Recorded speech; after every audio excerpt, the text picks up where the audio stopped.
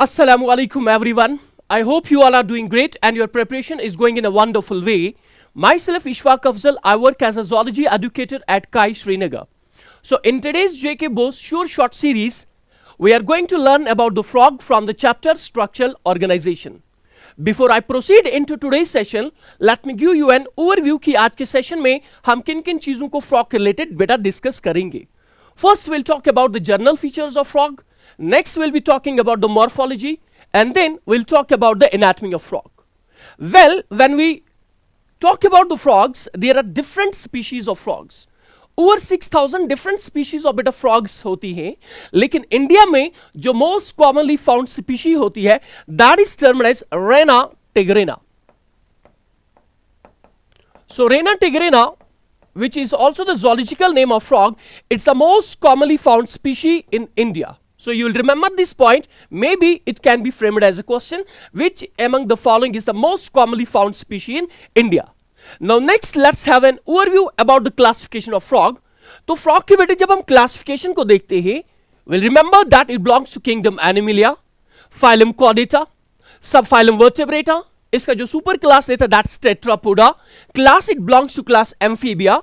Order बेटे इसका रहता है Anura. Then genus is Rana and species is tigrina. So this was a brief overview about the classification of what frog. Now let's proceed towards our question. The first question we have to discuss is the general features of frog. तो frog के general features के बेटे जब हम बात करते हैं, first of all हम देखेंगे कि फ्रॉग का हैबिटेट क्या रहता है. Habitat, as we all know कि frogs they belong to class Amphibia. तो क्लास एम्फीबिया में बेटा ये बिलोंग करते हैं. So we can say that frogs they live both in water, लेकिन एक्वाटिक हैबिटेट में भी you will remember that frogs are found in the fresh water. Second beta frogs जो होते they can also live on the land because they are amphibians, so obviously they have got a double habitat. Is that much clear? अब next point जो आपको इसके बारे में याद रखना वो ये कि बेटा frogs की जब बात करते हैं that frogs are cold blooded animals. Means कि फ्रॉग्स में ये एबिलिटी नहीं होती कि वो अपनी बॉडी का टेम्परेचर कॉन्स्टेंटली मेंटेन करके रखें. That means we can say they are cold-blooded animals. They are cold-blooded. They are cold-blooded. और इसी को कभी हम poikiliothermic भी कहते हैं. और sometimes we also call them as ectothermic. Why ectothermic? Why cold-blooded? Because unlike to those of what birds and mammals, frog which belongs to class amphibia, इनमें ये एबिलिटी नहीं होती कि अपनी बॉडी का टेम्परेचर बेटा कॉन्स्टेंटली मेंटेन करके रखें. So their body temperature varies as per their environment. अब सबसे important point that's third feature about the frogs is that कि फ्रॉग के बारे में आपने याद रखना बेटा कि जब इनके एनवायरमेंट में अनफेवरेबल कंडीशंस होती हैं, like there is excess heat, there is lot of cold, there is extreme dryness. So during these unfavorable conditions, these frogs what they do, they take बेटे shelter in the deep burrows. ये अपने bill में घुस जाते हैं. क्यों? ताकि ये अपने आप को unfavorable conditions से प्रोटेक्ट कर पाए. Is that much clear? अब ये कंडीशंस कब दिखने को मिलती है? This condition is usually seen during peak summers. During peak summers, when there is excess temperature in the environment, or during peak winters when there is extreme cold in their environment. So उस time के ऊपर ये frogs क्या करते हैं? They enter into dormant stage. They take shelter in the deep burrows और ये अपनी बॉडी की मेटाबॉलिक एक्टिविटीज को डिक्रीज कर लेते हैं. क्लियर सी बात है. अब दो कंडीशंस एराइज होती हैं. अगर बेटा ये विंटर्स में डॉर्मेंट स्टेज में एंटर हो जाए during winters, if they enter into dormant stage during winters, that condition is termed as hibernation, which is commonly termed as winter sleep. और जब ये समर्स में डॉर्मेंट हो जाते हैं, That condition is termed as estivation. That condition is simply termed as estivation, or we call it as summer sleep. So बाद में जब फेवरेबल कंडीशंस वापस फिर से इनके एनवायरमेंट में आ जाती है, what they do, they come out their burrows and perform what normal physiological activities. So point to be noted, very important point is that कि during peak summers and during peak winters, when the environmental conditions are not favorable, what the frogs do, they undergo beta either hibernation during winters or they enter into what estivation during summers. So third property of what, or third feature about our frogs. Now next feature जो आपको frog के बारे में याद रखना है वो ये कि frogs में बेटा एक और property देखने को मिलती है, the property of changing their body color. So this property of changing the body color as per their environment in order to protect themselves from their predators or their enemies. It's simply termed as camouflage. So camouflage का मतलब होता है, camouflage बेटा हम कहेंगे it is the ability or the property of changing the body color, ability to change the body coloration या body color in order to protect themselves from the enemies. Is that much clear? तो बेटा ये कुछ general points थे जो आपको frog के बारे में याद रखते हैं. पहला कि इनके हैबिटेट के बारे में, next they are cold blooded animals, next आपने याद रखना they undergo aestivation, they undergo hibernation, and next हमने देखा कि they undergo what change in their body coloration, and that property in the frog is simply termed as what camouflage. So camouflage एक frog क्यों दिखाता है? Why does the frogs blend with their environment in order to protect themselves from the attack of there enemies. All that much clear? अब बेटा हम बढ़ते हैं next question की ओर, और हमारा जो नेक्स्ट क्वेश्चन है that is we have to discuss about what, we have to discuss about the morphology of frog. What we mean by morphology, morphology simply means the study of external features of body. तो frog की बेटे जब हम morphology देखते हैं ना, तो remember that कि फ्रॉग में unlike to those of reptiles, birds and mammals, exoskeleton is absent. तो पहला point what you will remember is कि फ्रॉग के केस में exoskeleton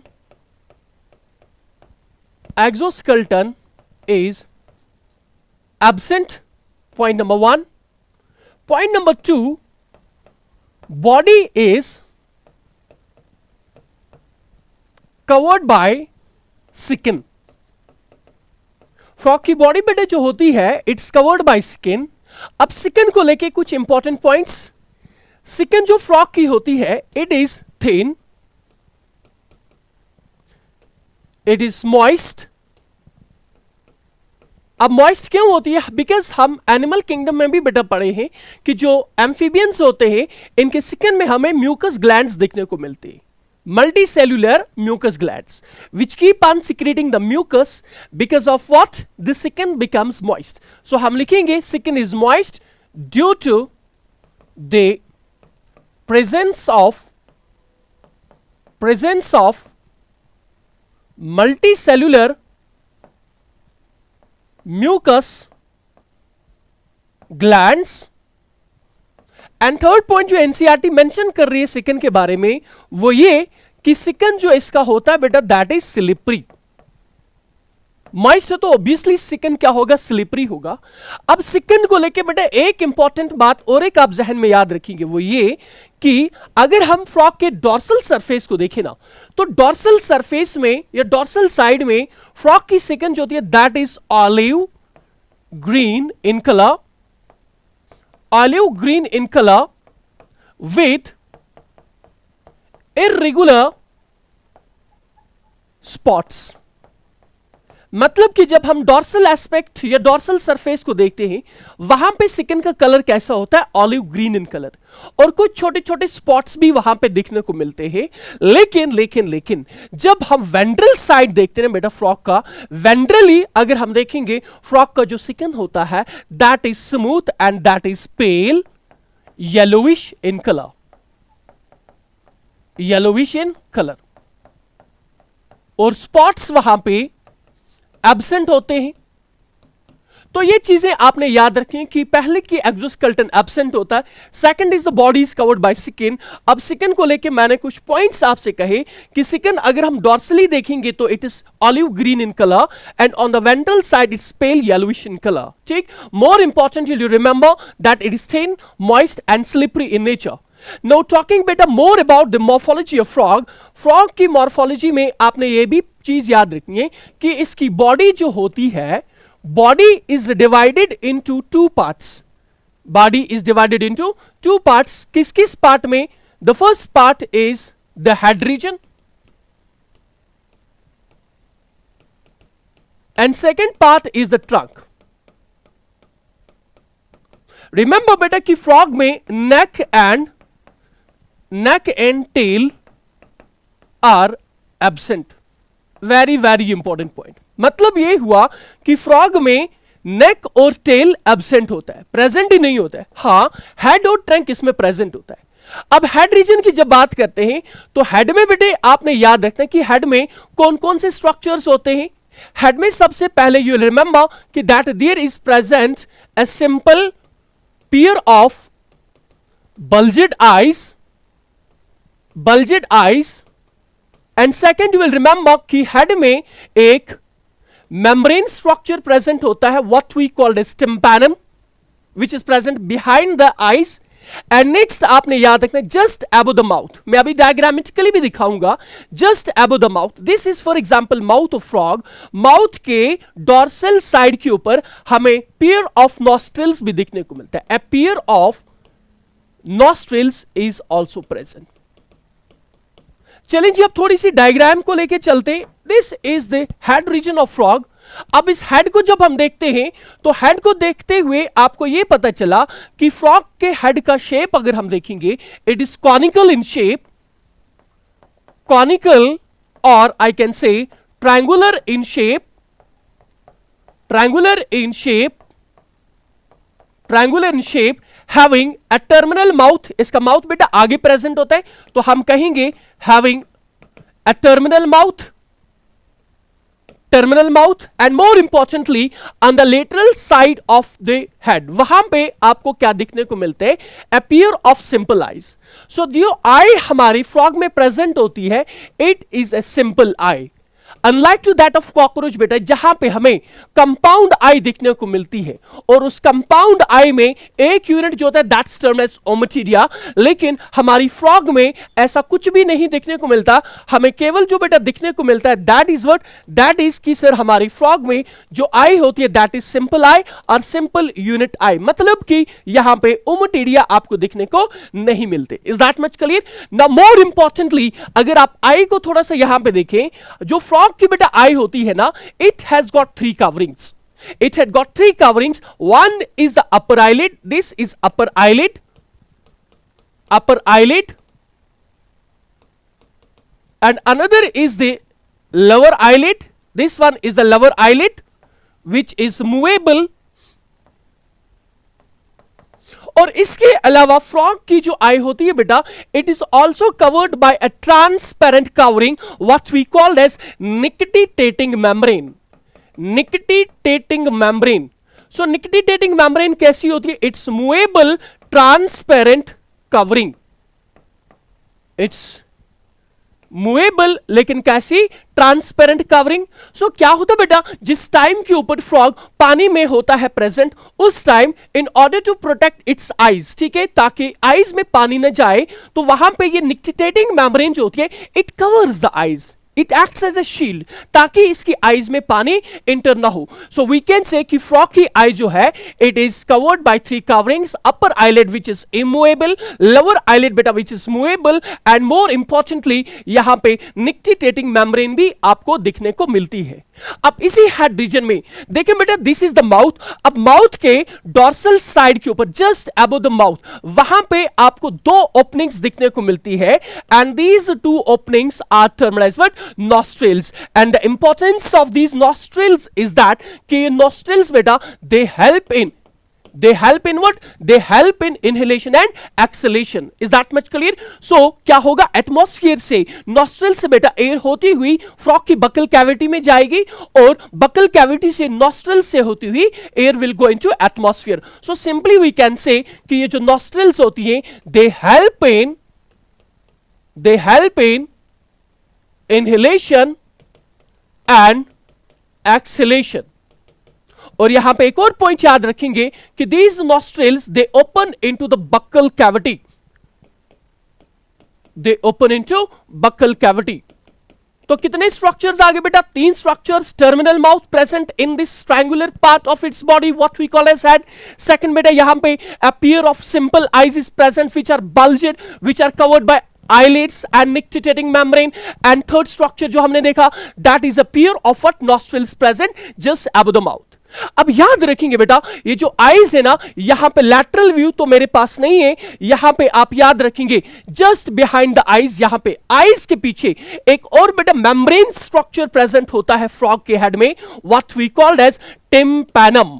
tympanum, very very important. So this tympanum, it acts as what? Ear. Its function is better that it receives the sound and then it transmits into what? Internal ear. हमारे ear में 3 ossicles होती है, malleus, incus and stapes. लेकिन unlike to our case, frog के case में, frog के ear में आपने क्या याद रखना है? There is only one bone, only one ossicle present in one ear. ठीक है? So I can say a pair of what? To a pair of ossicles present in the ear, what we call as columella. ये point बेटा आप additional याद रखेंगे कि frog के ossicle को हम क्या नाम देते हैं? फ्रॉग के ऑसिकल को हम कहते हैं कॉल्यूमेला. कॉल्यूमेला, ठीक है, which is one in each ear. So ये तो हमने इसके हेड रीजन की बात की. तो हेड में कितने स्ट्रक्चर्स आपने याद रखने? 4. Mouth is present, simple eye का पेयर बेटा प्रेजेंट होता है, pair of nostrils, pair of tympanum present just behind the these simple eyes which act as the ear and helps in the perception of what? Sound. तो this was all about what? Head part of what? Frog. अब बात करते हैं बेटा हम frog के trunk reason के बारे में. सो ट्रंक जो फ्रॉग का होता है ना, इसमें आप याद रखेंगे कि ट्रंक रीजन में there is present 2 pairs of limbs.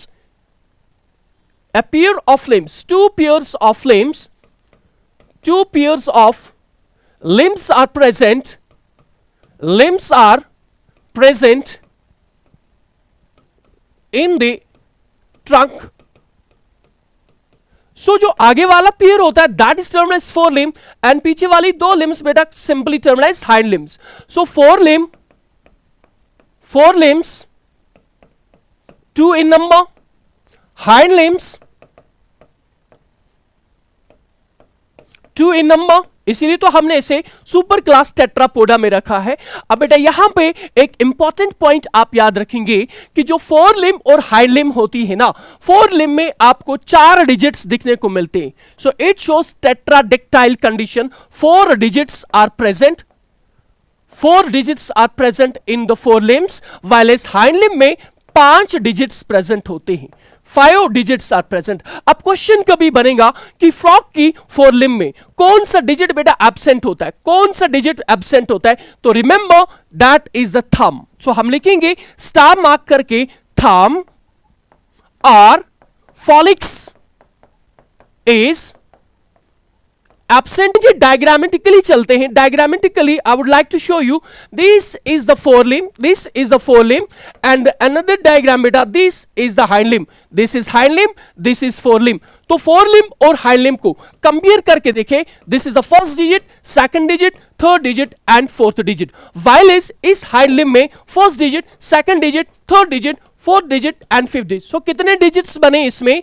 It possesses 5 digits. It possesses बेटा ओनली 4 डिजिट्स. थंब और pollex is absent in the 4 limbs. Now more importantly बेटे, more importantly you have to remember कि जब हम mail frog को देखते हैं ना, मेल फ्रॉग के ये जो फर्स्ट डिजिट होता है on its ventral side just like my thumb at the base of first digit. ठीक है, लेकिन कहां पे? On the ventral side there is a structure बेटा present. There is structure present what we called as nuptial pads. Nuptial pads or we sometimes also called it as copulatory pads.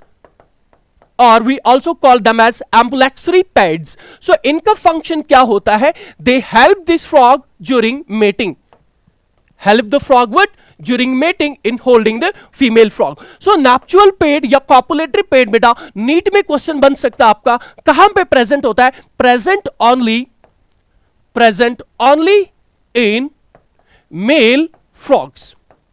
That means female frog और mail frog को differentiate करने में आपको ये वाला feature जो है हेल्प करेगा. ठीक है, कैसे? अगर इसके फर्स्ट डिजिट के ऊपर बेटा यहां पे at the base of first digit if this pad is present, ठीक है, तो हम कहेंगे sir it is male frog. So अगर नैप्चुअल पैड या कॉपुलेटरी पैड एब्सेंट है हम कहेंगे इट इज फीमेल फ्रॉग. लेकिन बेटा यहां पे जब हम हाइंड लिम्ब की बात करते हैं, हाइंड लिम्ब में आप अगर इसके टोज को देखोगे, ये फर्स्ट डिजिट बेटा, second digit, third digit, fourth digit and fifth digit, in digits के बीच में आपको ये मेम्ब्रेन्स बेटा वेब लाइक स्ट्रक्चर दिखने को मिलता है. यहां पे between the toes there are present what this membranes web like structure what we called as webs. तो ये मेम्ब्रेन स्ट्रक्चर जो होता है इसकी वजह से हम कहेंगे कि जो फ्रॉग होते हैं चाहे मेल हो या फीमेल हो, उसके जो हाइंड लिम्ब के टोज होते हैं दोज आर एक्चुअली बेटा व्हाट वेबड टोज होते हैं. And the significance of having these webbed toes is that कि ये वेबड टोज बेटा इस फ्रॉग को हेल्प करते हैं किसमें? During swimming. So I can से ये हमारी बोट के बेटा चापू का काम करते हैं जब फ्रॉग क्या करता है? स्विम करता है कहां पे? वाटर में. तो ये डिफरेंस देखिए आपने फोर लिम्ब और हाइंड लिम्ब में. तो we can say sir fore limb जो है it's completely different as compare to the hind limb. अब बेटा बात करते हैं कि जो हमारी फोर लिम्ब्स है ना, in which function they are involve. आप याद रखेंगे हमारी एनसीईआरटी में बेटा लिख रही है they help frog in walking, they help frog in leaping. Leaping का मतलब होता है बेटा, हमने भी देखा है कि फ्रॉग जो होता है वो जंपिंग करता है from one point to another point and that feature is termed as leaping. Second बेटा you will remember that the four limbs also helps in what? Burrowing. ये वो जो बिल होते हैं आपके इन फ्रॉग्स के वो फोर लिम्ब और हाइंड लिम्ब में भी कुछ हाइंड लिम्ब का भी कुछ फंक्शन होता है बोरिंग में. ठीक है, तो walking, leaping and always also remember कि that they also help in what? Swimming. तो ये बात होगी बेटा ट्रंक रीजन में. तो ट्रंक रीजन में हमने क्या देखा? Two pairs of limbs, four limbs and hind limbs. ठीक है, और बेटे याद रखेंगे अगर हम ये हाइंड लिम्स की बात करें ना, हाइंड लिम्स जो होती हैं they are strong. Why? Because इनमें व्हाइट मसल बेटा ज्यादा दिखने को मिलता है. इसीलिए तो हाइंड लिम्ब ऑफ फ्रॉग जो है कुछ लोग बेटा इसको खाते हैं बड़े प्यार से as a delicious food. All that much is clear. So this is the comparison between fore limb and hind limb. All that much is clear. तो बेटा this was about the morphology of our frog. Now we will study about the anatomy of frog. So anatomy का बेटा मतलब क्या होता है? Anatomy simply means study of what? Internal structures. So anatomy में आज के सेशन में we'll be talking about the digestive system of frog, then we'll talk about the respiratory system, then about circulatory system, और थोड़ा सा हम बात करेंगे nervous system की और साथ में reproductive system को भी डिस्कस करेंगे. Now next बेटा we will talk about the digestive system of frog. तो digestive system of frog में सबसे पहले आपने याद रखना कि what is the function of digestive system? The functions of digestive system are simply ingestion means taking of food. Second is the digestion. Third is the egestion. So these are the three main functions which are performed by what? Digestive system. अब याद रखेंगे कि frog का बेटा जो digestive system है ना, it consists two components. One is the alimentary canal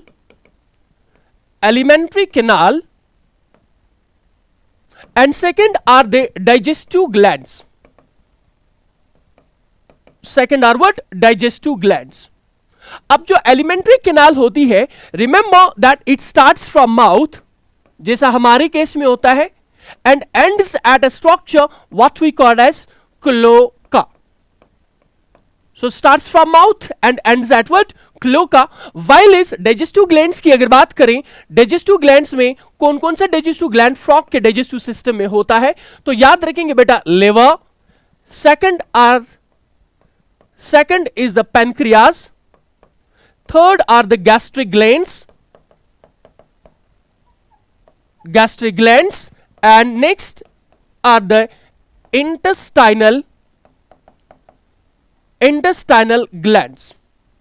So what is the function of these glands? ये glands बेटा करते क्या है? These glands will collectively secrete the secretions, और उन secretions में ऐसे enzymes present होते हैं which help this frog in the digestion. Clear सी बात है, अभी बात करेंगे इनके बारे में, ठीक है। अब बेटा यहां पे एलिमेंट्री कैनाल के ऊपर आ जाएं। एलिमेंट्री कैनाल को लेके आपने याद रखना है कि alimentary canal in the frog is short. It's short, क्यों शॉर्ट है? बिकॉज रिमेंबर कि फ्रॉग की अगर हम बात करें, अवर फ्रॉग इज बेटा what? Our frog is carnivores. It's carnivores.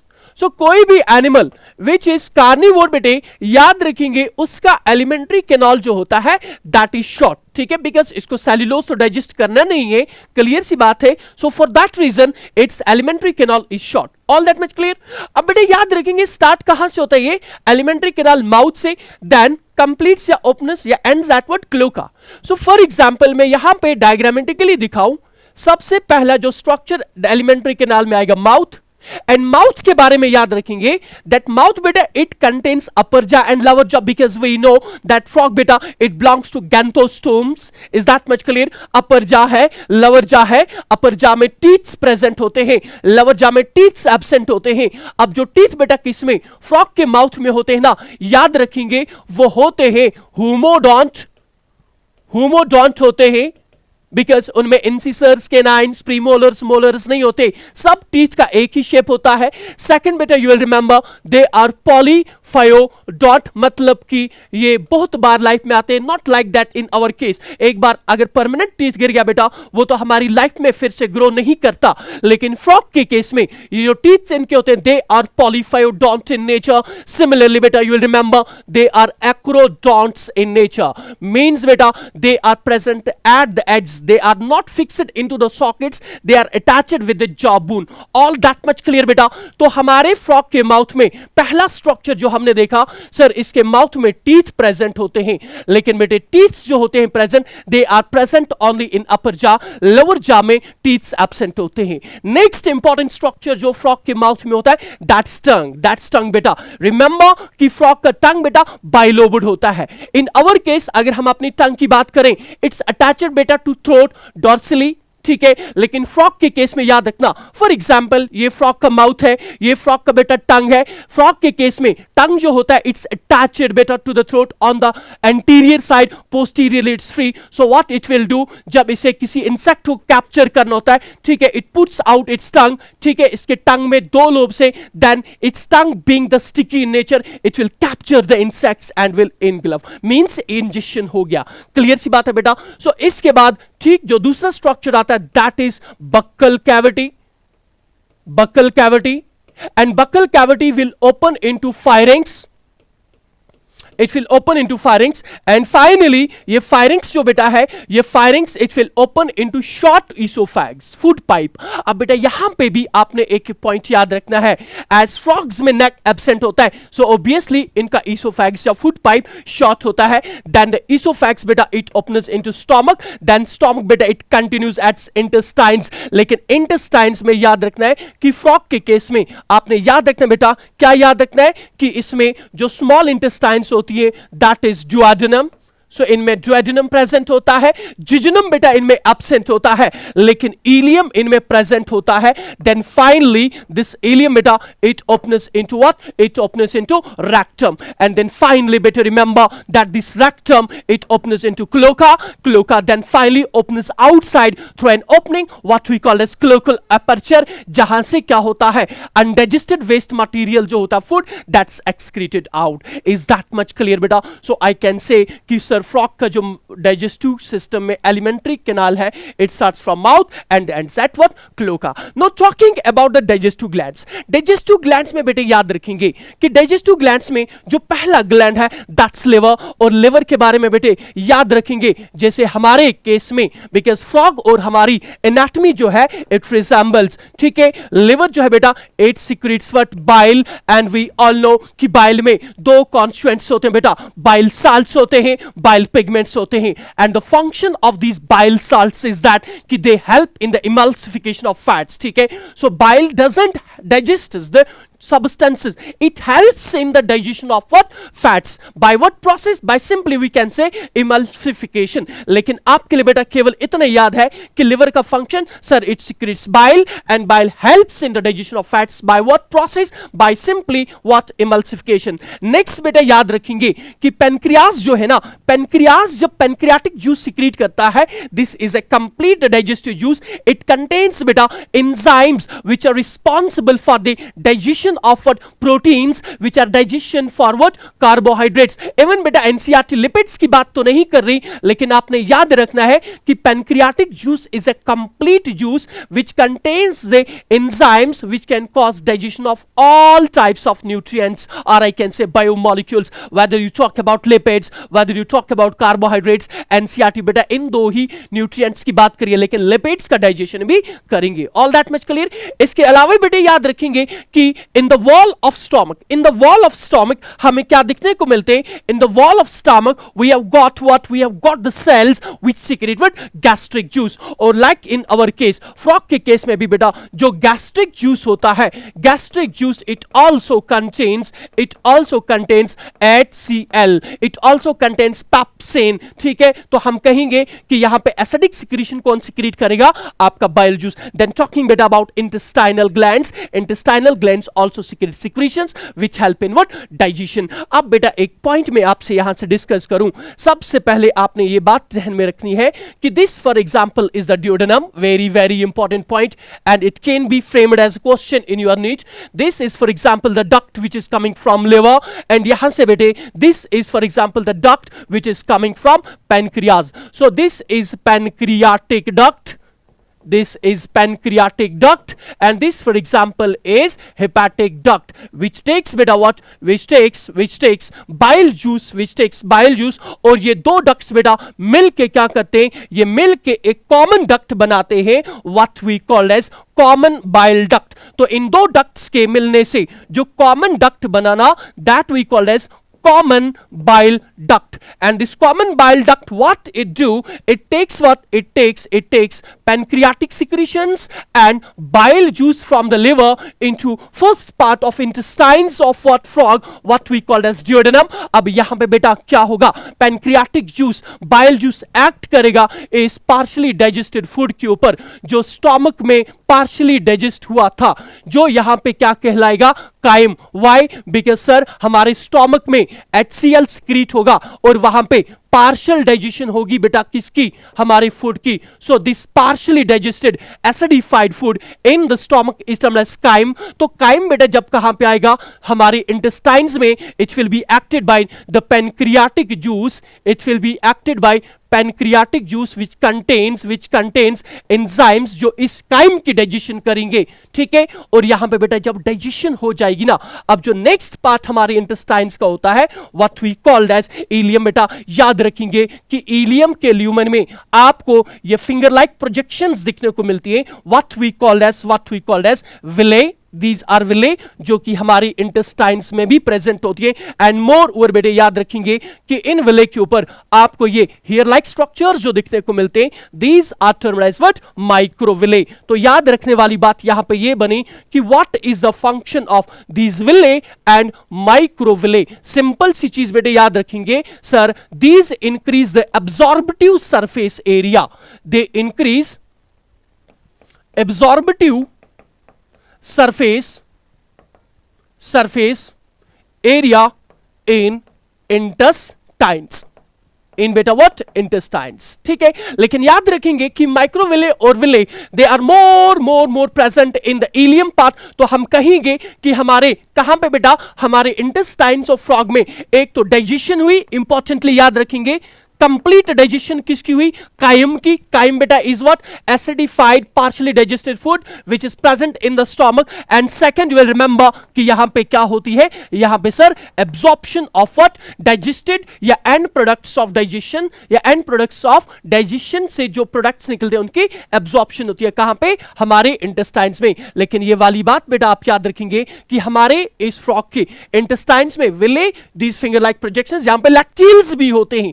जैसा जैसा कि हमारे इंटेस्टाइन्स में है, लेकिन हमारे सिलेबस में तो डाइजेशन का पार्ट बेटा डिलीट हो गया। तो आप सिंपल सी चीज याद रखेंगे that in the intestines there are villi and there are microvilli. What they do, they increase बेटा simply the absorptive surface area in our intestines of frog. Is that much clear? तो ये बात की बेटा मैंने किसके बारे में, अबाउट द डाइजेस्टिव सिस्टम, या मैं कहूं about the alimentary canal and about the digestive glands which are associated with the alimentary canal of frog. Clear सी बात है। So I hope that the digestive system of frog is clear to everyone. Make sure बेटा कि ये common bile duct, ठीक है, इसके ऊपर मैं स्टार मार्क करूंगा। ये question can be framed in your NEET exam. It's formed by the fusion of what, formed by the fusion of hepatic duct from liver which takes the bile and pancreatic duct which takes pancreatic juice into whatever, into the intestines of our frog. Is that much clear? So यहां पे अब क्या होगा, finally जब digestion complete होगी, so finally intestines का ये जो लास्ट वाला पार्ट होता है बेटा, it is termed as rectum, which sometimes we also compare it as what, we compare it with the large intestine of what, our this frog, and it finally beta it opens into what, it opens into the structure जिसमें आपके और भी कुछ ducts open होते हैं। जैसे हम बात करेंगे किसकी, एक्सक्रीटरी सिस्टम की, हम बात करेंगे रिप्रोडक्टिव ट्रैक्ट की बेटा, वो भी इसी कॉमन चेंबर में ओपन होते हैं। एंड दिस कॉमन चेंबर जिसमें बेटा आपका रेक्टम फ्रॉग का ओपन होता है, it is termed as cloaca, and this opening is termed as what, cloacal aperture, cloacal aperture. And through this cloacal aperture what happens, undigested food material is excreted out. So I can say yahan se sir ejection hota hai. All that much is clear. Now next we'll talk about the respiratory system of frog. तो respiratory system में आपने याद रखना है कि तीन तरह की respiration होती है फ्रॉग में। One is the cutaneous respiration, second is the pulmonary respiration, and third one is the buccopharyngeal respiration. तो बेटे जब हम पल्मोनरी रेस्पिरेशन की बात करते हैं, it constitutes about 56%, while as cutaneous respiration it constitutes about 35%, and buccopharyngeal respiration it constitutes about 9%। अब बेटे याद रखेंगे कि क्यूटेनियस रेस्पिरेशन जैसा आप फिजियोलॉजी में पढ़ते हैं, respiration through skin is simply termed as cutaneous respiration. और फ्रॉग का जो सिकन है, ये दो चीजें याद रखेंगे, एक तो थिन होता है और मॉइस्ट होता है। That means the diffusion of gases बेटा it becomes easy. So now simple सी चीज याद रखेंगे that respiration through skin is termed as what? Is termed as cutaneous respiration. Then respiration through lungs is termed as pulmonary respiration. Is that much clear? और respiration through a buccopharyngeal membrane. Frog के बेटे जब हम buccal cavity देखते हैं ना, सो buccal cavity में एक हाईली वेस्कुलराइज्ड मेम्ब्रेन होती है, what we call as buccopharyngeal membrane. So diagram में आप देख सकते हैं, ये बक्कल कैविटी ऑफ फ्रॉग में आप यहां पे देखें, ये एक membrane which is highly vascularized, this membrane is termed as what, buccopharyngeal membrane. और यहां से भी गैसेस डिफ्यूजन या गैसेस एक्सचेंज इजिली हो जाता है। अब सबसे इंपॉर्टेंट पॉइंट जो आप याद रखेंगे, जो नीट में भी क्वेश्चन पूछा जा सकता है, which can be framed as question, कि ये क्यूटेनियस रेस्पिरेशन फ्रॉग कब दिखाता है। क्यूटेनियस रेस्पिरेशन बेटा फ्रॉग दिखाता है ऑन लैंड, इन वाटर, और more importantly when the frog is in hibernation और when frog is in aestivation. So aestivation और हाइबरनेशन के दौरान किस तरह की रेस्पिरेशन होती है, हम कहेंगे सर क्यूटेनियस रेस्पिरेशन। और पल्मोनरी रेस्पिरेशन जो है, पल्मोनरी रेस्पिरेशन बेटा याद रखेंगे, ये फ्रॉग दिखाता है केवल और केवल जब फ्रॉग कहां पे होता है, लैंड में। और बक्कोफारिंजियल रेस्पिरेशन याद रखेंगे बेटा, ये टाइप ऑफ रेस्पिरेशन भी फ्रॉग कब दिखाता है, when it's on land. That means we can say कि फ्रॉग में रेस्पिरेशन तीन तरीकों से होती है, cutaneous, pulmonary and buccopharyngeal respiration. All that much clear? So this was about the respiration. Now talking about the another part of what its anatomy is circulatory system. Very very important. Respiratory system में बेटा आपने याद रखना है कि frog का जो blood vascular system है, इसमें तीन चीजें आती हैं, तीन पार्ट्स आते हैं। First is the heart, second are the blood vessels जिसमें आर्टरीज आती हैं, जिसमें वीन्स आती हैं, और थर्ड आपने याद रखना है, इसमें आते हैं आपका blood. So these are the constituents are the components of blood vascular system. अब हार्ट के बारे में बेटा कुछ पॉइंट्स, हार्ट के बारे में जो इंपॉर्टेंट पॉइंट्स आपने याद रखने फ्रॉग को लेके, वो ये पहला पॉइंट फ्रॉग के हार्ट के बारे में, that it's myogenic, it's myogenic in nature. और मायोजेनिक हार्ट क्या होता है, पढ़े हैं बेटा हम फिजियोलॉजी में, वो वाला हार्ट जिसमें जो हार्ट बीट होती है it is generated by a modified muscles, like that in our case हमारा हार्ट भी तो मायोजेनिक है। सो हमारे हार्ट के जैसा ही फ्रॉग का हार्ट बेटा जो है that's also myogenic, that means the stimulus for heart beat is generated within the heart. So इस तरह के हार्ट को हम कहते हैं मायोजेनिक हार्ट, पहला point.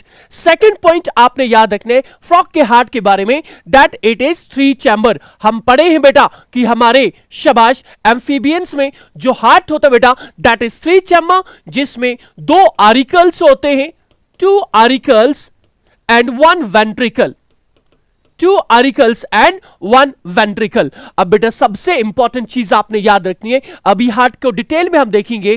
Third and important point कि फ्रॉग के केस में, फ्रॉग के हार्ट में 2 एडिशनल चैम्बर्स भी पाए जाते हैं।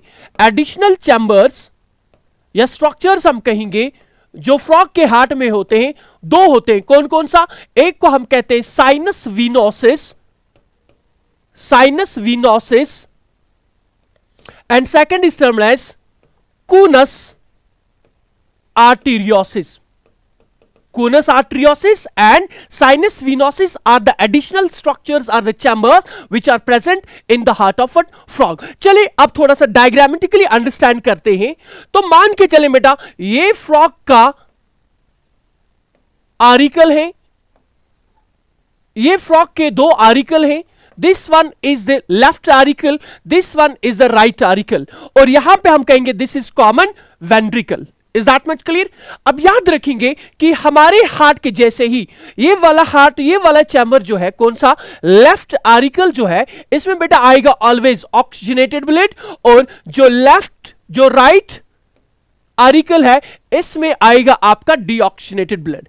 लेकिन यहां पे वेंट्रिकल तो एक ही है, सो हम कहेंगे वेंट्रिकल में ऑक्सीजनेटेड ब्लड होगा, वेंट्रिकल में बेटा यहां से डीऑक्सीजनेटेड ब्लड होगा। तो हम कहेंगे कि फ्रॉग के केस में इसके हार्ट में कैसा ब्लड होता है, इसके वेंट्रिकल में बेटा होता है मिक्सड ब्लड। वाइल एज इस वाले चैम्बर में विच इज लेफ्ट आरिकल, इसमें ऑक्सीजनेटेड ब्लड होगा, वाइल एज राइट आरिकल में होगा deoxygenated blood. Everything clear up to here? So ऐसी डायग्राम आपने फिजियोलॉजी में पढ़ी होगी जहां पे 2 आरिकल्स होंगे, एक वेंट्रिकल होगा। ठीक है बेटा, यहां पे मैं हाईलाइट करना चाहूंगा कि इस तरह की सर्कुलेटरी पाथवे को हम कहते हैं, इसमें हम कहेंगे term that it has got an incomplete double circulation, incomplete double circulation. So frog में कैसा होता है, इनकम्प्लीट डबल सर्कुलेशन। लेकिन मोर इंपॉर्टेंटली बेटा फ्रॉग के सर्कुलेटरी सिस्टम में ब्लड वेसल्स भी हैं, तो मैं कहूंगा कि फ्रॉग का जो सर्कुलेटरी सिस्टम होता है दैट इज क्लोज्ड, लेकिन इनकम्प्लीट डबल सर्कुलेशन देखने को मिलती है। अब सबसे इंपॉर्टेंट पॉइंट, जब बेटा हम फ्रॉग के डॉर्सल साइड को देखते हैं, और आई कैन से ऑन द पोस्टीरियर साइड, तो पोस्टीरियर साइड में या डॉर्सल सरफेस के ऊपर आपने क्या याद रखना है कि 2 सुपीरियर वीना केवा, 2 सुपीरियर वीना केवा on the dorsal side, left one and right one, ठीक है, and inferior vena cava, they open into this triangular structure, this is inferior vena cava, this is one superior vena cava, another superior vena cava, they open beta into this triangular structure, and this triangular structure which is present kahan pe, which is present on the dorsal side or on the posterior side of what, your right auricle of frog's heart, इसी को बेटा हम कहते हैं sinus venosus. So sinus venosus is what? Sinus venosus is actually a triangular structure which is present on the dorsal or posterior side of what, our right auricle. Is that much clear बेटा? अब यहां से deoxygenated blood आएगा, यहां से बेटा deoxygenated blood आएगा, यहां से भी deoxygenated blood आएगा from the upper parts of body, और यहां से deoxygenated blood आएगा from the lower parts of body.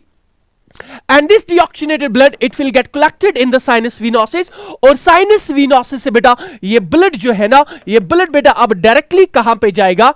This deoxygenated blood it will go into where? It will go into your right auricle. It will go into right auricle. तो ये देखिए ये deoxygenated blood जो है it will enter into what? Right auricle. तो हम कहेंगे कि सर right auricle में होता है deoxygenated blood, लेकिन इंपॉर्टेंटली बेटा you will remember that on the dorsal side of this right auricle there is this triangular structure what we call as sinus venosus. So sinus venosus के बारे में क्या याद रखेंगे सर? यहां से deoxygenated blood जाता है हमारे राइट auricle में. All that much clear. अब याद रखेंगे हमारे फ्रॉग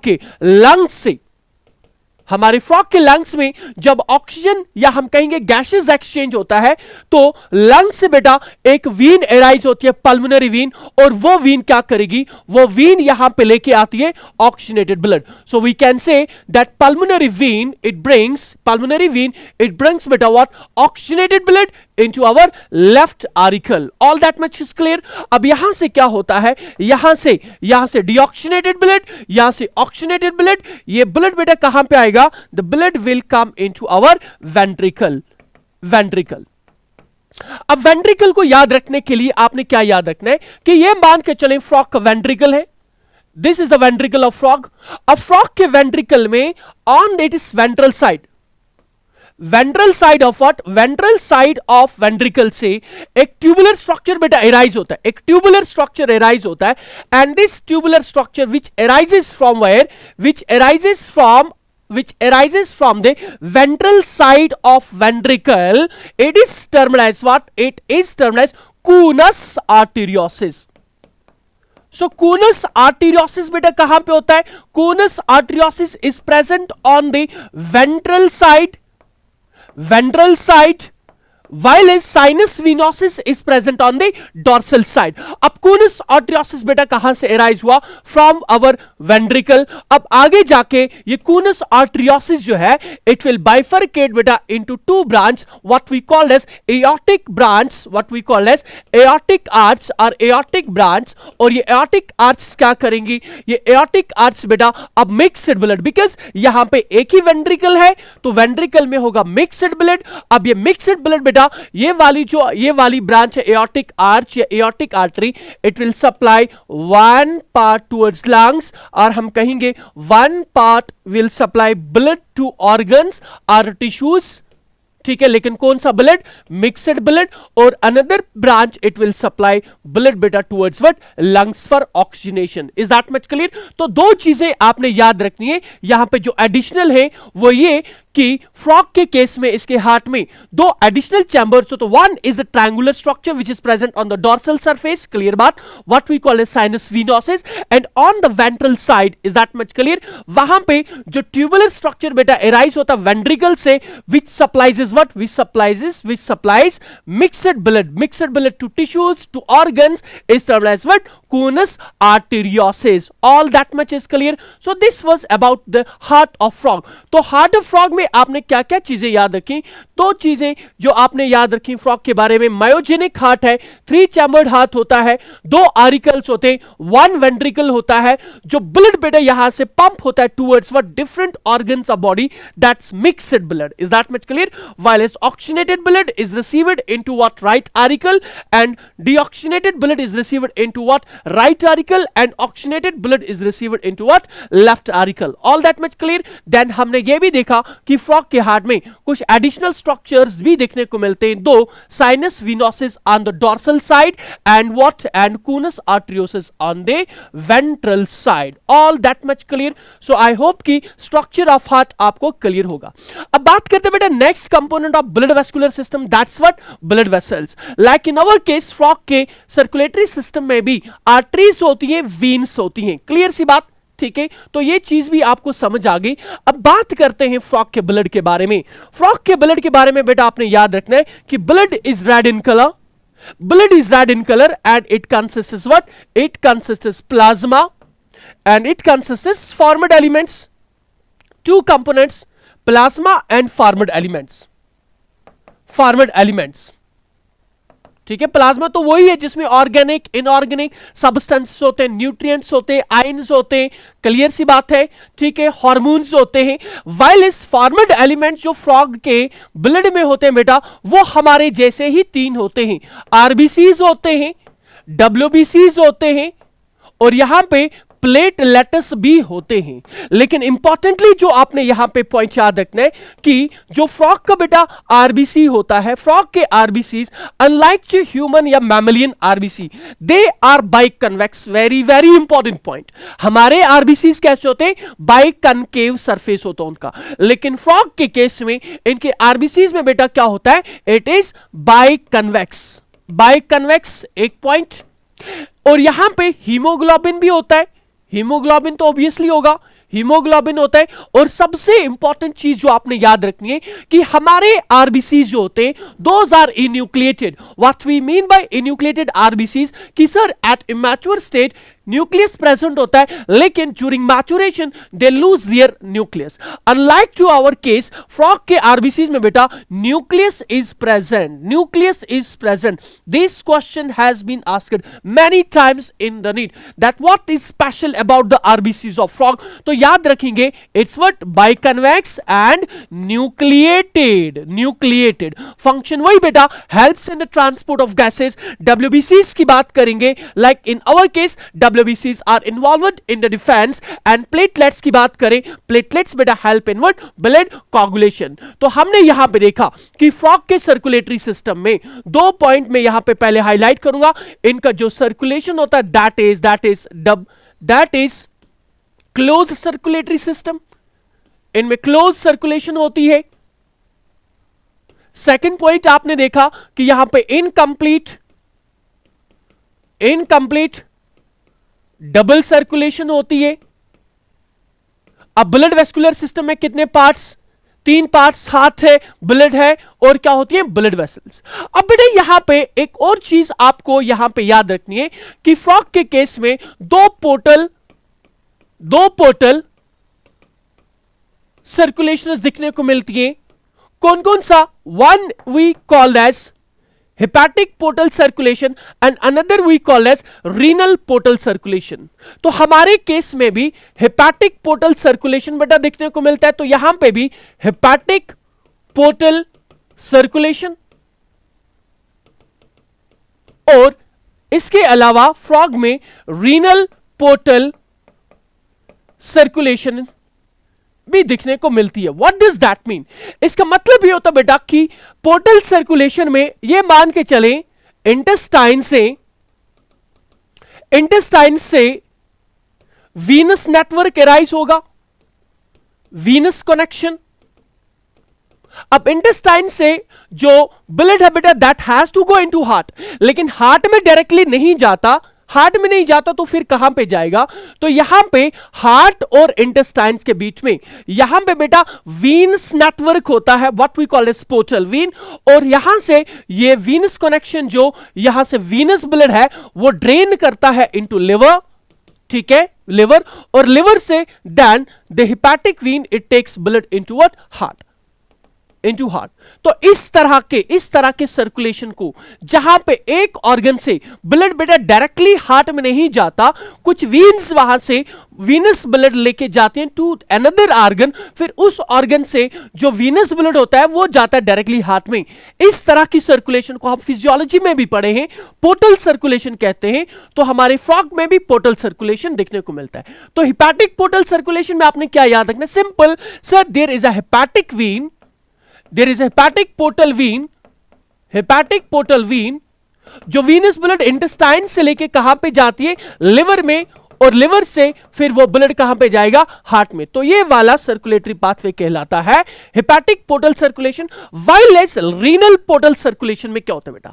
रीनल पोर्टल सर्कुलेशन में याद रखेंगे कि लोअर पार्ट्स ऑफ बॉडी जो फ्रॉग के होते हैं, लोअर पार्ट्स ऑफ बॉडी से वीनस नेटवर्क एराइज होता है, पोर्टल वीन्स कहेंगे या वीनस कनेक्शन। वो ब्लड लेके जाएगा now towards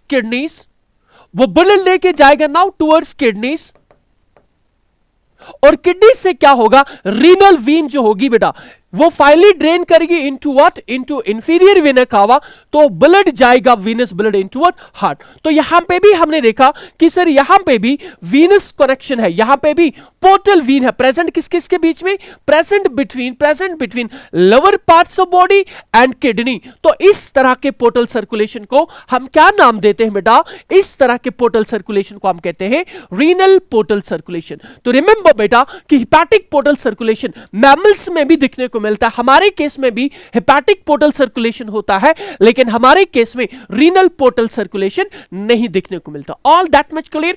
so this was about the circulatory system of frog. Now हम बात करेंगे थोड़ा सा यहां पे ओवरव्यू अबाउट द सर्कुलेशन कि फ्रॉग में कैसा होता है। हम स्टार्ट करेंगे बेटा यहां से, will start from here, will start from ventricle. अब वेंट्रिकल में हमने क्या देखा, वेंट्रिकल में यूजुअली मिक्सड ब्लड होता है, ठीक है, जो राइट आरिकल और लेफ्ट वेंट्रिकल से आएगा। फिर बेटे यहां से वेंट्रिकल से ये ब्लड जो है it will go into conus arteriosus, it will go into what, conus arteriosus, mixed blood. अब कूनस आर्टरियोसिस की दो ब्रांच निकलती हैं, एक ब्रांच जो है वो मिक्सड ब्लड लेके जाएगी towards lungs and another branch it will take बेटा what, this mixed blood towards what, body organs. Clear सी बात है। अब बॉडी ऑर्गन से क्या होगा, बॉडी ऑर्गन से जो डीऑक्सीनेटेड ब्लड है that will be brought by superior vena cava and inferior vena cava, inferior vena cava and superior vena cava into that triangular structure what we call as sinus venosus, which is present on the dorsal side from beta sinus venosus. This deoxygenated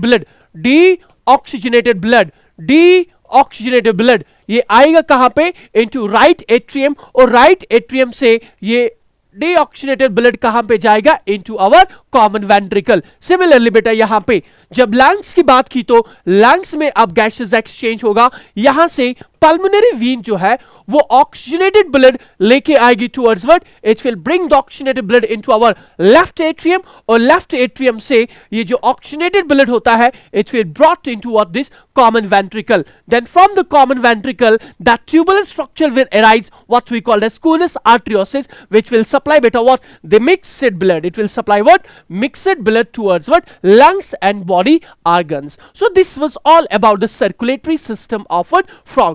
Now we will talk about what, we'll talk about another part of what frog's anatomy, that is reproductive system.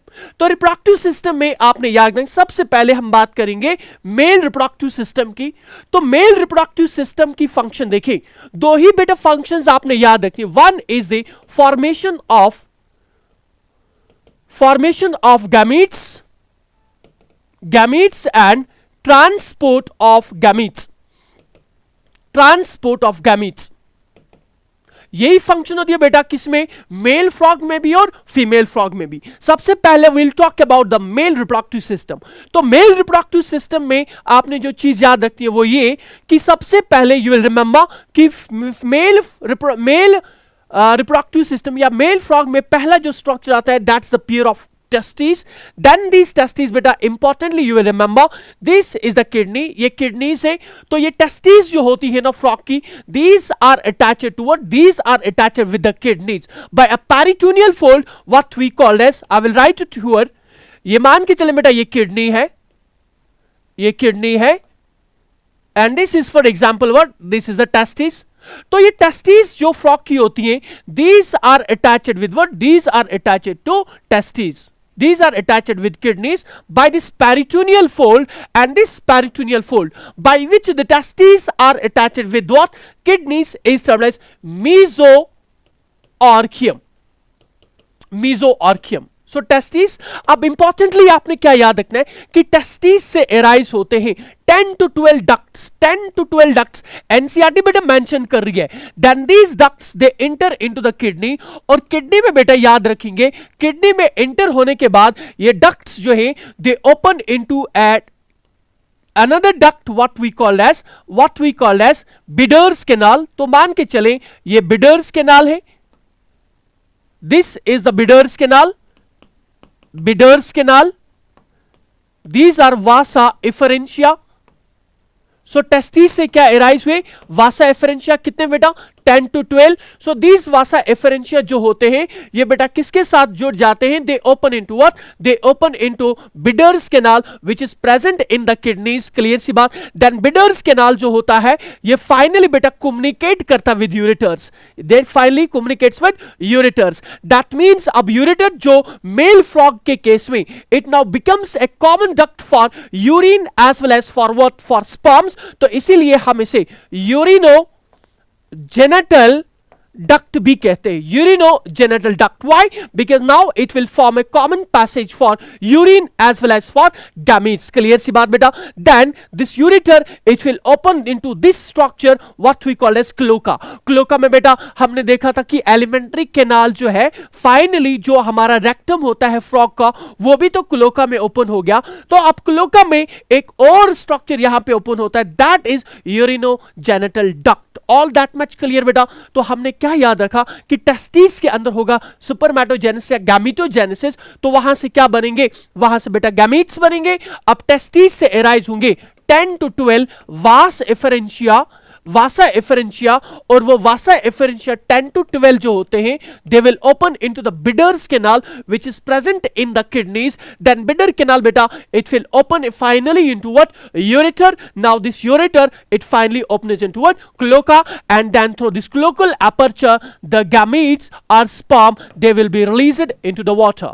So this was about what? This was about the male reproductive system. लेकिन बेटा एक चीज आप याद रखेंगे यहां पे diagram में अगर आप फोकस करेंगे ये मेल फ्रॉग जो है ना यहां पे बेटा इसमें एक स्ट्रक्चर प्रेजेंट होता है what we called as vocal sac which is absent in female frog. That means बेटा पहले तो मैंने आपको मॉर्फोलॉजी में कहा कि जब हम मेल फ्रॉग को देखते हैं इसके फर्स्ट डिजिट के वेंट्रल साइड के ऊपर वो जो स्ट्रक्चर प्रेजेंट होता है what we called as nuptial pad.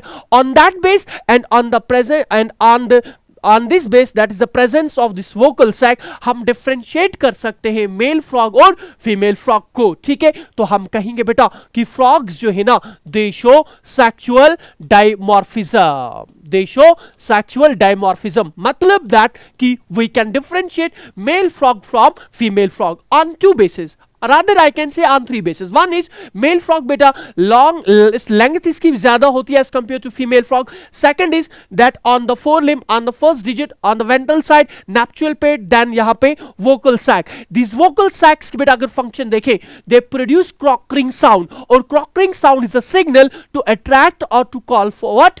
Female frogs for mating. All that much clear. तो male reproductive system में हमने देखा कि ये structures आते हैं. Now next talking about the female reproductive system. Female reproductive system में आपने याद रखना है कि फ्रॉग के केस में there are present a pair of ovaries which are also attached to the kidneys by mesovarium. ठीक है. वहां पे हमने टेस्टिस में कहा मीजोऑर्कियम, यहां पे हम कहेंगे मीजोओवेरियम. क्लियर सी बात. अब बेटे यहां पे थोड़ी सी डिफरेंस है. डिफरेंस क्या है? ये मान के चले यहां पे ये मैंने फ्रॉग की ओवरीज को बनाया. ठीक है. ये ओवरीज क्या करेंगी? These ovaries will release the eggs. इन्होंने एग्स रिलीज के बॉडी कैविटी में. अब बॉडी कैविटी में बेटा यहां पे ये जो आप ओपनिंग देख रहे हैं ना ये ओपनिंग कहलाती है ostia. The opening is termed as ostia. So what will happen? Ovary will release the eggs and these eggs are released into body cavity. Then यहाँ पे बेटा एक tubular structure होता है what we call as oviduct. लेकिन oviduct की opening को हम कहते हैं ostia. So इस ostia से ये eggs जो है ना these eggs they will pass into this tubular structure what we call as oviduct. And these oviducts बेटा remember they finally open into what? They open into this common chamber what we call as cloaca. अब बेटा यहां पे आपने एक चीज याद रखी कि मेल और फीमेल फ्रॉग के बीच में रिप्रोडक्टिव सिस्टम में मेल में जो रिप्रोडक्टिव सिस्टम ऑफ मेल में हमने देखा कि जो यहां पे शाबाश जो बिडर्स कैनाल थी या वासा एफरेंशिया था वो किसके साथ फाइनली कम्युनिकेट कर रहा था? यूरेटर के साथ. तो यूरेटर फाइनली किस में ओपन होता था? यहां पे क्लोका में. लेकिन अनलाइक टू मेल फ्रॉग जब हम फीमेल फ्रॉग की बेटा बात करते हैं सो फीमेल फ्रॉग में यहां पे ओवरीज ने एग्स रिलीज किए. these eggs through these ostia they move into this oviduct and oviduct opens into what? Cloaca. Clear सी बात है। सो क्लोका में अब आपने क्या देखा, क्लोका में फिर मैं ये कहूं यहां पे फ्रॉग के केस में ये यूरेटर ओपन होगा, दिस इज यूरेटर। और सिमिलरली यहां पे मैं कहूंगा ये फिर बेटा यहां पे एक और ओविडक्ट आके ओपन हो रहा है, कहां पे, हमारे फीमेल फ्रॉग के क्लोका में। और यहीं पे हमने देखा था कि रेक्टम जो था, रेक्टम एलिमेंट्री कैनाल का रेक्टम भी आके यहीं पे ओपन होगा। तो याद रखेंगे कि क्लोका में कौन कौन सा स्ट्रक्चर ओपन होता है, ठीक है, यूरिनोजेनिटल ट्रैक्ट, रिप्रोडक्टिव ट्रैक्ट हम कह सकते हैं, डाइजेस्टिव ट्रैक्ट कह सकते हैं, और हम कह सकते हैं एक्सक्रीटरी ट्रैक्ट भी, ठीक है।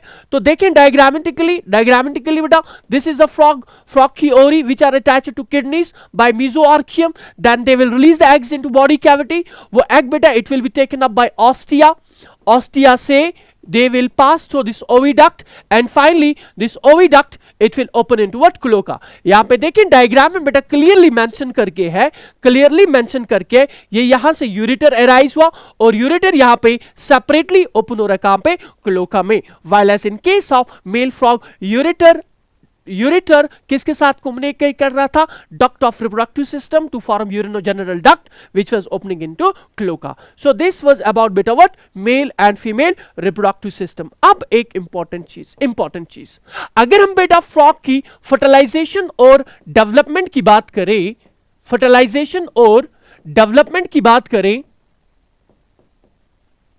सो क्या होता है कि फीमेल फ्रॉग ने एग्स रिलीज किए and this process of releasing the egg into the water, it is termed as spawning।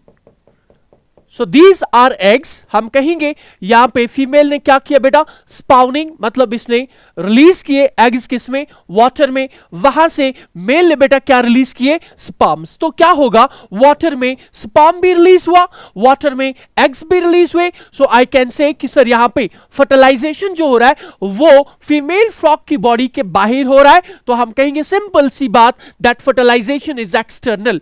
अब यहां पे बेटा जो जाइगोट बनेगा, जाइगोट सबसे पहले चेंज होगा into larval stage, what we called as tadpole larva, or tadpole larva then through by a process what we call as metamorphosis,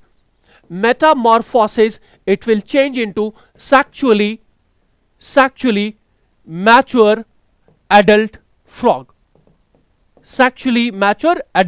clear सी बात। अब यहां पे जो आपने देखा, दो चीजें देखी कि फ्रॉग के फर्टिलाइजेशन एक्सटर्नल, डेवलपमेंट बेटा कैसी कहेंगे, डेवलपमेंट इज इनडायरेक्ट। क्यों, बिकॉज यहां पे आपको एक इंटरमीडिएट या मैं कहूंगा लार्वल स्टेज देखने को मिली, और फ्रॉग के लार्वा को बेटा हम क्या कहते हैं, टैडपोल लार्वा। अब tadpole larva through Metamorphosis it will change into what, sexually mature adult form. One more point बेटा विच इज रियली इंपॉर्टेंट कि फ्रॉग में ये मेटामॉर्फोसिस किस हार्मोन की प्रेजेंस में होती है या किस हार्मोन की वजह से होती है, you will remember that the thyroxine hormone, because frog में भी बेटा थायराइड ग्लैंड होता है, ठीक है। सो वो थायराइड ग्लैंड क्या करेगा, थायरॉक्सिन रिलीज करेगा, and thyroxine it will help in the metamorphosis of what, tadpole larva, and finally ये टैडपोल लार्वा जो है it will develop into a adult frog. Clear सी बात है। सो क्वेश्चन कभी पूछा जा सकता है आपसे नीट में भी और आपके बोर्ड में ऑब्जेक्टिव टाइप भी कि फ्रॉग में कहे फर्टिलाइजेशन कैसी, बोलेंगे सर एक्सटर्नल, कहां पे होती है, पानी में, डेवलपमेंट इनडायरेक्ट, लार्वा क्या कहलाता है, टैडपोल लार्वा। अब टैडपोल लार्वा को बेटा लेके एक दो पॉइंट्स जो मैं यहां पे मेंशन करूंगा। पहला पॉइंट, हमने जब बेटा एडल्ट फ्रॉग की बात की हमने कहा कि वो कार्निवोर्स है, लेकिन बेटा याद रखेंगे कि टैडपोल लार्वा जो होता है it's herbivores, it is herbivores. दूसरा पॉइंट आपने याद रखना है कि टैडपोल लार्वा जो है ये रेस्पायरेशन दिखाता है बेटा, it shows respiration by gills, it shows respiration by gills, and more importantly tadpole larva में tail बेटा present होती है, tail is present, ठीक है, लेकिन during metamorphosis it loses the tail under the influence या with the help of thyroxine hormone. So this was about the reproductive system और reproduction about what, frogs. तो ये देखिए एनसीईआरटी की डायग्राम है बेटा, oviduct everything is labelled here. So आप इस डायग्राम को भी देख सकते हो, ये मेल रिप्रोडक्टिव सिस्टम की डायग्राम है, इसे भी देखोगे। दिस इज थोड़ा सा जो मैंने अभी आपके साथ डिस्कस किया अबाउट व्हाट, मेटामॉर्फोसिस। तो मेटामॉर्फोसिस किस हार्मोन के प्रेजेंस में होगा, जीन की प्रेजेंस में. So this was about what, this was बेटा about the reproductive system of frog. Now talking about the nervous system. तो नर्वस सिस्टम में आपने जो चीज याद रखनी है कि फ्रॉग के नर्वस सिस्टम में, नर्वस सिस्टम जो फ्रॉग का है, nervous system it consists what, it consists, जैसे हमारे में है central nervous system, central nervous system, peripheral nervous system, peripheral nervous system भी होता है, ऑटोनॉमिक नर्वस सिस्टम भी होता है, autonomic nervous system is also present. अब बेटे याद रखेंगे कि सेंट्रल नर्वस सिस्टम में, जैसा हमारे केस में आवर नर्वस सिस्टम, कौन सा, central nervous system, it consists what, it's composed of, या it consists brain and spinal cord. तो हम कहेंगे कि फ्रॉग के केस में भी सेंट्रल नर्वस सिस्टम जो है it consists brain and spinal cord, brain and spinal cord. Clear सी बात है. अब ब्रेन जो है ना फ्रॉग का, हमारे ब्रेन की तरह बेटा फ्रॉग का ब्रेन जो है it's also divided into 3 parts, it's also divided into 3 parts. कौन कौन से पार्ट में, पहला part is termed as fore brain, next part is termed as mid brain, and last वाला पार्ट इज बेटा टर्म्ड एज हिंड ब्रेन. तो तीनों parts frog के ब्रेन में भी प्रेजेंट होते हैं. अब मोर इंपॉर्टेंटली बेटा याद रखेंगे, ये मान के चले फ्रॉग का ब्रेन है, so like that in our case our brain is protected by what, cranium. So frog का ब्रेन जो है it's also protected in this bony case what we called as cranium. All that much is clear. तो चलिए diagrammatically पहले brain को देखते हैं. So nervous system में ये कौन सा नर्वस सिस्टम का पार्ट है, ये तो मैंने सेंट्रल नर्वस सिस्टम बना दिया. अब देखिए बेटा यहां पे सेंट्रल नर्वस सिस्टम में फोर ब्रेन मैंने बनाया, यहां से यहां तक, mid brain and hind brain. अब फोर्थ ब्रेन में कौन कौन सा स्ट्रक्चर आता है, याद रखेंगे बेटा ऑल्फैक्टरी लोब्स आते हैं, और ऑल्फैक्टरी लोब्स के बारे में we all know that they are concerned with the sense of what smell, sense of what smell.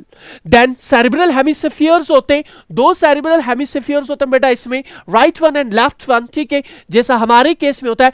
And there is also what, a diencephalon, and this diencephalon बेटा it acts as a relay center, जहां से motor senses और sensory nervous या sensory senses एक दूसरे को cross करते हैं. तो हम कहेंगे यहां से लेके यहां तक वाला जो पार्ट इसके ब्रेन का है दैट इज फोर ब्रेन, और बीच में बेटा ये ऑप्टिक लोब्स जो होते हैं which are concern with the visual reflexes, this part is simply termed as optic lobes. दो ऑप्टिक लोब्स होते हैं. तो याद रखेंगे कि फ्रॉग के ब्रेन में, मिड ब्रेन में, ठीक है, केवल optic lobes, and this part बेटा is termed as hind brain. और हिंड ब्रेन में दो स्ट्रक्चर्स होते हैं, सेरिबेलम जो हमारे केस में भी होता है, एंड मेडुला ओब्लांगेटा. लेकिन एक स्ट्रक्चर बेटा दैट्स व्हाट पॉन्स विरले, जो हमारे हाइंड ब्रेन में होता है, वो इनके हाइंड ब्रेन में प्रेजेंट नहीं होता. ठीक है, तो सेरिब्रम के बारे में याद रखेंगे, it helps in maintaining what, helps in maintaining what, balance है कहेंगे इक्विलिब्रियम. ठीक, नेक्स्ट हम बात करेंगे मेडुला ओब्लांगेटा की.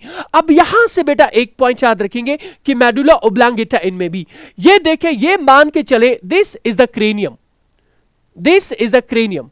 ठीक है, so whole brain is protected in what, cranium. लेकिन बेटा याद रखेंगे यहां पे एक ओपनिंग होती है at the base of cranium what we called as foramen of magnum, और इसी फोरामेन ऑफ मैग्नम से ये जो मेडुला ओब्लांगेटा है it continues as what, spinal cord बेटा, then which is protected by what, vertebral column, everything mentioned in NCERT. ठीक है, तो ये तो बेटा हमने बात की फ्रॉग के सेंट्रल नर्वस सिस्टम में, जिसमें आपने देखा दो पार्ट्स होते हैं, one structure is the brain and another structure is the spinal cord, brain and spinal cord. ठीक है, तो अब थोड़ी सी बात करते हैं हम पेरिफेरल नर्वस सिस्टम के बारे में.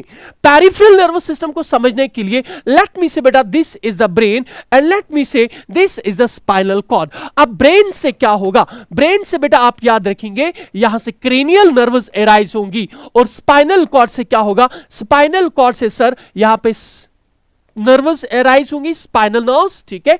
सो cranial and spinal nerves, this network of nerves it constitutes what, it constitutes peripheral nervous system. Means इस नर्वस सिस्टम का काम होता बेटा कि ये ऑर्गन्स को, विसरल ऑर्गन्स को, ठीक है, इनवॉलंटरी वॉलंटरी ऑर्गन्स को किसके साथ कनेक्ट करता है, it connects with the central nervous system. लेकिन बेटा एक क्वेश्चन यहां से बन सकता वो ये कि हमारे केस में जो क्रेनियल नर्व्स होती है ना, हमारे केस में क्रेनियल नर्व्स का जो नंबर है दैट्स 12. लेकिन फ्रॉग के केस में यू विल रिमेंबर बेटा कि फ्रॉग के केस में there are 10 pairs of cranial nerves, 10 pairs of what, cranial nerves. And cranial nerves होती क्या है? Cranial nerves are nothing, these are the nerves which arise from brain. All that much clear? Then we are talking about autonomic nervous system. Autonomic nervous system में हम सबको पता है दो parts जैसे हमारे nervous system में आते हैं, कौन कौन सा? हमारे पार्ट में, हमारे nervous system में sympathetic and parasympathetic nervous system जो आता है, वैसा ही इनके autonomic nervous system में भी होता है. Sympathetic nervous system, sympathetic nervous system जो कि ऑटोनॉमिक ऑर्गन्स की, I mean to say internal या विसरल ऑर्गन्स की एक्टिविटीज को बेटा इंक्रीज करता है. And parasympathetic nervous system, parasympathetic nervous system which normalises what, which normalises the activities of autonomic या visceral organs. ठीक है. So this was about the nervous system of frog. So with this beta we are done with the morphology and anatomy of frog. ठीक है. So इस session में हमने थोड़ा सा बेटा थोड़ा सा चीजों को डिटेल में लिया. Thank you. Take care. Allah bless you all.